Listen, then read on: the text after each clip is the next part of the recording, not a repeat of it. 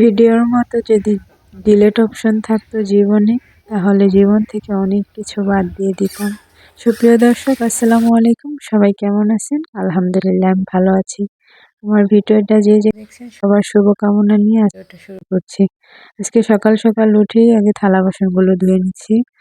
প্রতিদিন রাতেই ধোয়ার চেষ্টা করি, কিন্তু দেখা যাচ্ছে যে গতকালকে আর পারিনি। আমার ছেলেটা অনেক অসুস্থ, তার জন্য দোয়া কামনা করছি আপনাদের থেকে। অবশ্যই ওর জন্য দোয়া করবেন যেন তাড়াতাড়ি সুস্থ হয়ে যায়।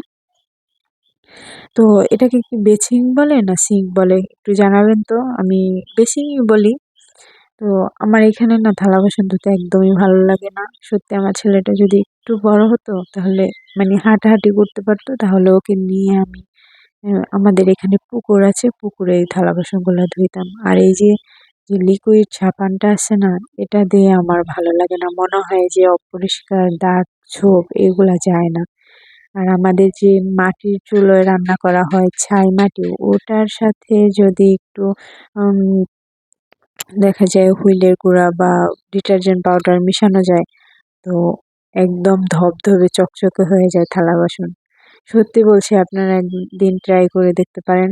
তো আমারও ইচ্ছা আছে একদিন আমি ডিপ ক্লিন করবো সব হাঁড়ি পাতিল একবারে বাহিরে নিয়ে পুকুরের মধ্যে। তো দেখা যাক কতখানি এগোতে পারি। আসলে কাজ করে এগোনো যায় না। ছোট বাবু, ওকে একা রেখে দেখা যায় যখন ঘুমায় তখন একটু কাজ করতে পারি, এর বাইরে আর কাজ করা সম্ভব হয়ে ওঠে না। ওকে নিয়ে খেলা করতে হয়, বা ওকে নিয়ে থাকলে সময়টা এমনিতেই চলে যায়।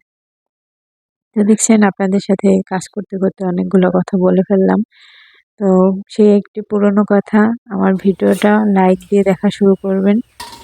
আর পুরো ভিডিওটা দেখে কোথাও যদি একটু ভালো লেগে থাকে, তো অবশ্যই সাবস্ক্রাইবার করে দিবেন। তো এইদিকে থালা বাসনগুলো গুছিয়ে নিলাম। তো আমার কথার মধ্যে না অনেক ভুল ত্রুটি থাকতে পারে, সবাই ক্ষমা সুন্দর দৃষ্টিতে দেখবেন। আর সকালে নাস্তার জন্য ডিম বসিয়ে দিয়েছি, আর তার সাথে এই যে একটু কফির জন্য পানি দিতেছি।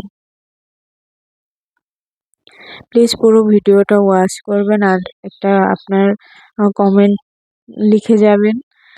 দেখা যাচ্ছে যে আপনার একটা লাইক আমার এই ভিডিওটা অনেক নতুন নতুন মানুষদের কাছে পৌঁছে দিতে সাহায্য করবে। প্লিজ একটা লাইক দিয়ে দিবেন, কিপটুমি করবেন না কিন্তু। কফিটা কিন্তু আমার শরীরের জন্য প্রচন্ড ক্ষতিকর, কারণ আমি প্রচন্ড শুকনা। আমার হাজবেন্ড আমার সাথে মাঝে মধ্যে তো ঠাট্টা করে যে তুমি বাতাস টাতাস ছাড়লে কিন্তু বাইরে যেও না, নাইলে উড়ায় নিয়ে যাবো, এরকম। ঠিক আছে, শুধু ও না, আর অনেকেই দুষ্টামি করে আমার সাথে। তাও এই যে বদ অভ্যাসটা ছাড়তে পারি না, কফি ছাড়া আমার চা ভালো লাগে না। মানে আসলে মানুষ বলতে এরকম, যে যেই জিনিসটা নিজের শরীরের ক্ষতি, ওই জিনিসটাই দেখবেন তার ভালো লাগে খেতে। তাই কফির সাথে একটু চিনি মিক্স করে নিলাম। আমার তিতোটা তত একটা ভালো লাগে না, তবে এই কফিটা অত একটা তিতো নয়। দুধ, চিনি সবকিছু মিক্স করাই, তাও আমার একটু চিনি লাগে খেতে।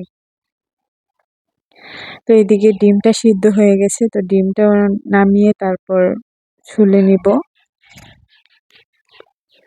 আসলে আমার ঘরে তো সেরকম জায়গা নেই, তাই আর কি ডাইনিং টেবিল এগুলো আনা হয়নি। একটা রুম নিয়ে থাকি, শুধু শুধু টাকা খরচ করে 2টা 3টা রুম নিয়ে আমি এক একটা সাজাবো, তার কি দরকার? কখনো যদি নিজের বাড়ি হয়, তো অবশ্যই সুন্দর মনের মতন করে সাজাবো ইনশাল্লাহ।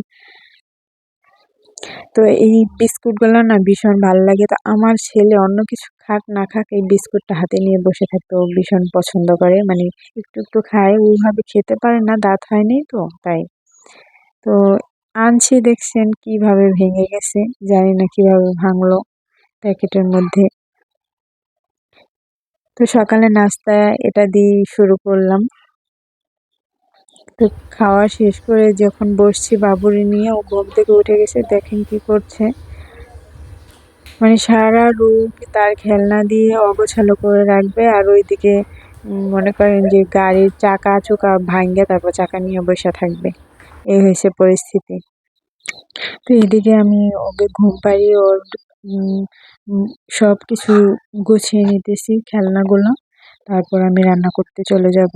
আর এইদিকে আমি এসে টমেটো গুলো কাটতেছি। টমেটোগুলো কেটে তারপর মাছ ভালোভাবে ধুয়ে রান্না বসিয়ে দিব।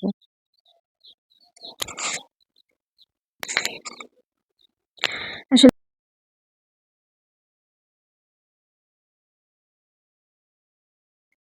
এই মাছগুলো পাঠিয়েছে, যে মাছগুলো দেখতে পাচ্ছেন, এই শিং মাছ, কই মাছ, টাকি মাছ। আসলে আমাদের এই গ্রামে থাকি তো, দেখা যায় যে মেঘ বাদল হইলে ডাক দিলে মেঘে যে ডাকে না, ও তখন এই যে কই মাছ, শিং মাছ, টাকি মাছ এগুলা বিল জিল থেকে উঠে আসে আর কি।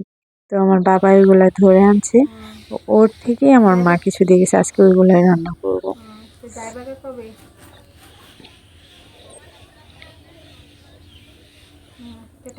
আমার ভিডিওতে যদি কখনো কোনো ভুল ত্রুটি দেখেন তো অবশ্যই কমেন্টের মাধ্যমে ধরিয়ে দিবেন, এতে আমি উপকৃত হব এবং খুশিও হব। সবাই আমাকে সাপোর্ট করবেন প্লিজ। আর এদিকে মাছগুলো আমি একটু লবণ দিয়ে রেখেছিলাম, আর এখন কেটে নিচ্ছি আর মাঝে ফালি দিয়ে নিতেছি। আর দেখা যায় একটু কেঁচা দিয়ে নিলে হয় মশলাটা আর কি গায়ে বিছে, তো খেতেও ভালো লাগে, তাই একটু কেঁচা দিয়ে নিতেছি আমি এদিকে।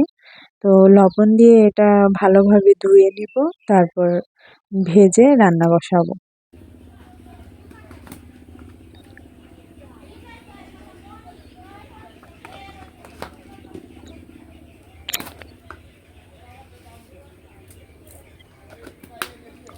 তো পুরো ভিডিওটা প্লিজ ওয়াচ করবেন, একটু দেখবেন কষ্ট করে। তো আপনাদের সাথে আজকে কিছু আপুদের কথা শেয়ার করব, তো পুরো ভিডিওটা দেখতে থাকুন। এদিকে কড়াই বসিয়ে তেল দিয়ে দিলাম, তারপর মাছগুলো ভেজে নেব। তো এই মাছ দেখা যায় কি, এই কই মাছ, টাকি মাছ এগুলা একটু কেমন বেঁকিয়ে যায়, তো মানে এই মাছটা ভাজতে একদম বিরক্তকর লাগে, কিন্তু কিছু করার নেই, খেতে হলে তো অবশ্যই ভাজতে হবে। তো মাছ ভাজা শেষ করে কাল আমার এই ভিডিওতে দুটো আপু কমেন্ট করেছে। উম, সিজদা আপু বলেছে, মাশাআল্লাহ, পুরো ভিডিওটা দেখে নিলাম, ভালো হয়েছে। অসংখ্য ধন্যবাদ আপু। আজকে যদি ভিডিওটা দেখে থাকেন তো অবশ্যই একটা কমেন্টে জানাবেন। আর শাকিলা আপু লিখেছে, অনেক অনেক শুভকামনা রইল আপনার জন্য, দোয়া করি এভাবে এগিয়ে যান। অসংখ্য অসংখ্য ধন্যবাদ আপু, এভাবে আমার পাশে থাকবেন, দোয়া করি। সবাই যে যেখান থেকে আমার ভিডিওটা দেখছেন সবার জন্য অসংখ্য অসংখ্য দোয়া রইল। যে যেখানেই থাকেন না কেন ভালো থাকুন, সুস্থ থাকুন, আর এইভাবেই সবার পাশে দাঁড়াবেন। এই প্ল্যাটফর্মে দেখা যায় কি, কেউ একাও কখনোই উপরে উঠতে পারবে না, সবাই সবার সাহায্য লাগবে, না হতে কেউ এগোতে পারবে না। তো কথা বলতে বলতে এদিকে আমি তরকারিটা কষিয়ে নিয়ে টমেটো দিয়ে দিয়েছি। তো কিরকম যেন টমেটোটা হয়ে গেছে, জানি না খেতে কেমন লাগবে। তো এদিকে আমি মাছটাও দিয়ে দিলাম। একটু ঝোল ঝোল রাখবো, যেহেতু টমেটো, একটু ঝোল ঝোল রাখলে ভালো লাগবে।